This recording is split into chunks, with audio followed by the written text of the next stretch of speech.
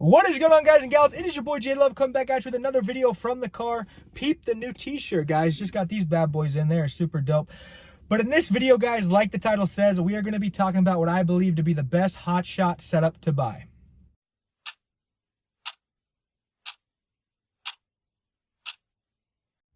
Now, first off, guys, thank you so much for being a part of this video. Thank you guys for supporting this channel. We are almost to 6,000 subscribers, which is super, super dope, boys and girls, but mostly boys. I know there's no women that watch this channel. There might actually be a couple. Well, hi, my name's Jason. If you're a woman out there, single, no, I'm just playing. Just joshing you guys, okay? I'm not here to steer the wives. I'm not, or steal the wife, not steer the wife, steal the wives, boys. Anyways, back to what the title says. But first off, guys, if you need a dispatcher, hit me up.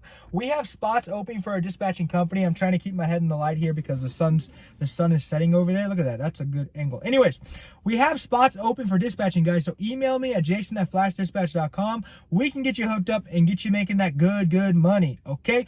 Now on to the video. In this video, guys, I'm not going to be talking about what I believe the best truck, like engine to buy, or the best, type of truck, or the best, make of truck, or the best make of trailer. I'm honestly just gonna be talking about utility wise. Really, I'm talking about the best setup that is gonna have the ability to haul the biggest diversity of loads, and is going to have the easiest time finding freight. That's the setup I'm talking about. In my mind, that is the best hotshot setup to have, because that is how you're consistently going to make that money, okay?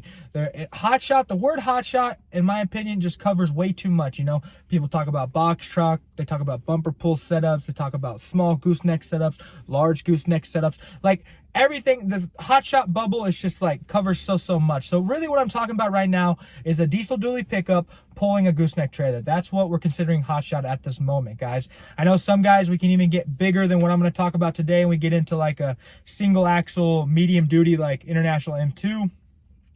Pulling like a 48-foot step deck or 53-foot step deck. That's more medium duty, guys. And obviously, a setup like that is going to have a higher capacity for weight, and it's going to have more room to move freight. So obviously, in my opinion, that setup is going to have more loads on the board, because they can haul any load that the setup I'm going to talk about can. Plus, they're going to be able to haul even more, right? But if we're just talking diesel dually pickup with 40-foot trailer, that's what this video is about, guys. So first off, let's talk about the trailers, the things you have to have, guys. Honestly, get a 40-foot trailer. Don't even mess around with it. Don't even look at a 35-foot. Don't even look at a 30. If you have a 35 or 30 right now, more power to you. You can still make good money. But if we're talking about the best of the best of the best, get the 40-foot trailer. Okay, guys? Get the 40-foot trailer. And on that 40-foot trailer, guys, get mega ramps, okay? To me, they're very important. To the guys on our team, they're very important. Do you have to have them? No, but they're going to give you more availability of freight, right? There's going to be some loads on the board that need ramps. Now, sometimes we think, oh, the load needs ramps. I have pull-out ramps. They're not talking about pull-out ramps. You're not gonna load a 14 to 18,000 pound skid steer on pull-out ramps or boom lift. We're talking about the loads we're picking up from United Rentals, from Sunbelt Rentals, from these rental companies that are going from one company to another that pay $3, $3.50 a mile. Okay, those are the loads we want to be able to haul. Therefore, we need those mega ramps, guys. So get those mega ramps. So 40-foot trailer with mega ramps. The reason we're going 40-foot trailer, guys, is because a lot of brokers, not all of them, they'll post a load up.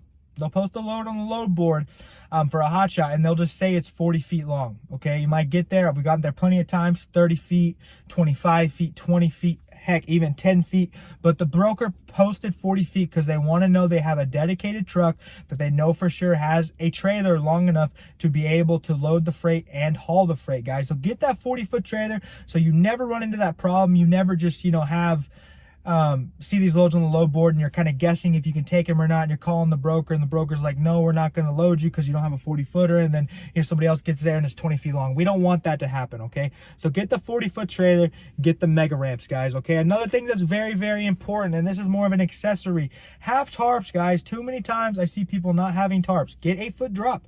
If you don't want 8-foot drop, that's okay. I would get 8-foot drop just because, accessibility of freight, especially if you're new in the market, you want to be able to haul any possible load that comes your way. But that's paying good. Obviously, you don't want the trash. Get 6 foot drop at least. Don't just have 4 foot drop tarps. Get 6 foot drop at least. 8 foot would be best, guys. You need to have 8 chains, 8 binders, at least 6 chains, 6 binders, guys. You don't know how many times we see loads on the load board telling you how many chains and binders you need. If you only have 4, that can definitely limit, you know, the different loads you could have. Okay, so that's something that's important. Another thing about the trailer, guys, I would get a trailer rated for 25,900 pounds. Okay, that's going to be usually, you know, for a dually trailer, a dual axle dually trailer, that's going to be kind of top of the line. Sometimes you're going to be able to find those 15,000 pound axles. They are out there, but for trailers that are mass produced that you can kind of find from any maker, a lot of trailers are made with those 12,000 pound axles.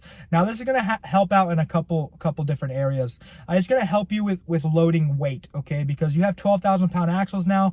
You can put a lot more weight over those axles, and those axles can handle more weight. So if you have a load that's, you know, let's say 10 feet, 15,000 pounds, you can put that right over your axles and not be overweight, guys. Even though you might be able to load 21,000 pounds on the trailer, you don't want to overload those axles. You don't want to overload the ratings on the tires, you know. So getting those better axles, having 16 ply, 18 ply tires on your trailer can really make a difference and help you out a lot. So get those 12,000 pound axles. If you do get like a trailer rated for you know, what is it? Is it 22.9? Yeah, 22,900 pounds. It's going to have 10,000 pound axles on it, most likely. It's not terrible. You can definitely make money with it. But if you have a decision and you want to make a decision right now on the best, I would go 25,900 pound rated trailer, okay? 12,000 pound axles, because that's going to help you with the weight. Okay, so those are kind of some of the things a trailer would need to have. Another thing that I think a trailer could have, it's not really a necessity, would be air ride, guys. You know, Ray, for example, his setup right now, his trailer has air ride, and we've been able to use it in some tight positions. You know, we've been able to use it to get better rate per miles. We've been able to use it to get out of areas that we might have been stuck in, you know. So it's a very good asset when you don't have much available, right? Because you want to be able to haul any load on the load board, and air ride is going to give you an advantage in that aspect, right? So air ride is something you should think about. If you find a good deal on a trailer that has air ride already, you know, I would jump on it, you know. But usually if you're trying to buy air ride or add air ride to a trailer you're building, it could run you anywhere from $8,000 to $12,000 depending on all that good stuff, right? So that's kind of what I would have on a trailer. If I was going to buy one, I would definitely have mega ramps. I definitely have a trailer rated for 25,900 pounds. Bigger is better too. If I can get the 15,000 pound axles, I probably would. You know, and then I would have air ride on it just to give me more availability. I'd carry my tarps, I'd have my chains, you know. You'd be ready to go with a trailer like that, and I'm ready to make some money with that. So let's talk about the truck, guys. So the type of truck that I would buy as a diesel dually pickup for a setup like this, I would get a 5500 or an F550. This is because the rating of the truck, you know, that truck is going to come with the bigger tires on it. I'm pretty sure they have 19-inch tires on it. So, and they're higher ply, so you're going to have better tires on the truck that can handle more abuse, handle more miles. The rear axle of the truck, the drive axle of the truck, is going to have a higher rating on it. So that's going to allow you to put more weight registering on the rear axle of the truck, because once you put an auxiliary fuel tank, you put maybe a generator back there, you know, you take the bed off, you know, you put maybe some storage back there and stuff. You're going to put weight on the drive axle of your truck. And then, you know, when you do max your trailer out at 22,000 pounds, your load limit, a lot of that weight is going to go on that rear axle, register on the rear axle of your truck when you're going through a scale. So it's important to have that higher rated rear axle or drive axle of that truck, because then you're not always second guessing yourself. Sometimes, you know, you might have a setup like a 3500 in a 40-foot trailer, and you're trying to load something that's 17,000 pounds. You got to position that weight on the trailer so that you're not putting too much weight on the rear axle of your truck, the drive axle, or you're not putting too much weight on your actual axles of your trailer, okay? So when you go into a bigger truck like that, they have better axles and makes life a lot easier. Another thing I would have, that's not even a question, I would take the bed off of the truck, because then you can register it as a tractor, even though that's a stupid rule, because, like, you know, what's it really change? then you don't have to worry about length law. You know, Alabama, for example, we just actually got hit in Alabama not too long ago, and it really blew my mind because I didn't even know Alabama was one of the states that had a more restricted length law, but they just actually changed their length law to 57 feet in Alabama, guys, and we got hit for that. They didn't put us out of service, do none of that bull crap, because they were saying, oh, we can get you for not having a permit, blah, blah. It's like, shut up, dude. Okay, we all know this has changed. Like, get off of me right now. But once you register as a tractor, you then fall into more of the laws that regards a tractor, not the laws that regards a truck, right? So I would definitely take the bed off. I would add an auxiliary fuel tank. I think that's super important, guys, especially with Hotshot. A lot of times we're going to areas in the middle of nowhere that might not have fuel close by, and when you're doing many miles in a truck that's not going to get good fuel economy to begin with, and you don't have much fuel storage, it can put you in a bind. You can feel like you're always constantly looking for where you're going to fill up. You're always running low on fuel. You're always second guessing, should I fill up here or should I fill up there? No, get the auxiliary fuel tank. Don't mess around with it, guys. I would also get the 4-door version of the truck. If you want to go really big, you can get a sleeper put on it. I probably wouldn't. If you're just starting out, I would just get the 4-door version of the truck. And I would take the back seats out, build my bed there, guys, and you're going to be pretty comfortable in that truck.